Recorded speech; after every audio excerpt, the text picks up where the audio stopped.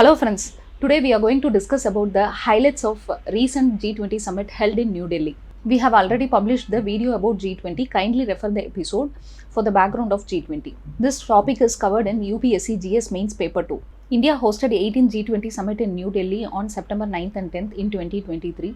This is significant for many reasons. Early in June 2023, India has proposed that African Union should be welcomed as a member in G20. So accordingly, African Union is administered as a permanent member in G20. This aspect of inclusion of African Union, which has got 55 member states, is a welcome move. India assumed G20 presidency with the theme of Vasudhaiva Kudumbakam, which means one earth, one family, one future. With the inclusion of African Union, it also falls in line with the theme. Africa is one of the fastest growing regions in the world. African Union represents 1.4 billion population and has a GDP of about 3 trillion US dollars. This gives a great opportunity for all members of the G20. Africa's voice and perspectives are very important in addressing global challenges such as poverty eradication, climate change, health, security, digital transformation, trade, etc. The inclusion of African Union in G20 offers member states a new avenues for cooperation and partnership with Africa in multiple sectors. The inclusion of African Union could pose some challenges and requires some action from African Union.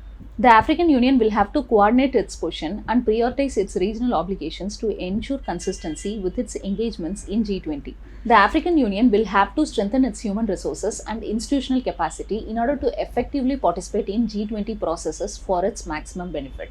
The African Union will have to balance its commitments and obligations with other regional and global platforms such as African Union Development Agency, African Union Commission, European Union, Commonwealth, United Nations, etc.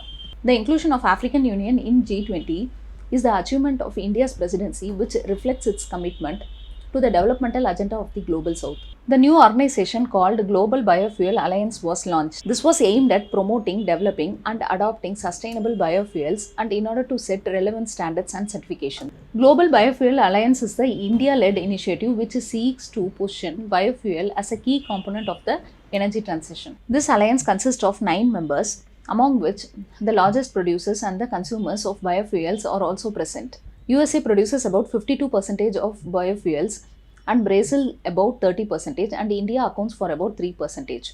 The G20 is also significant because of signing of MOU which creates India Middle East Europe Economic Corridor IMEC. The IMEC is the part of broader initiative called Partnership for Global Infrastructure Initiative. IMEC is the significant infrastructural project because it connects India with Middle East and Europe. The project aims to establish a network of transport corridors including railways and sea lanes. Some analysts see IMEC as a response to China's Belt and Road Initiative, providing an alternative infrastructural network.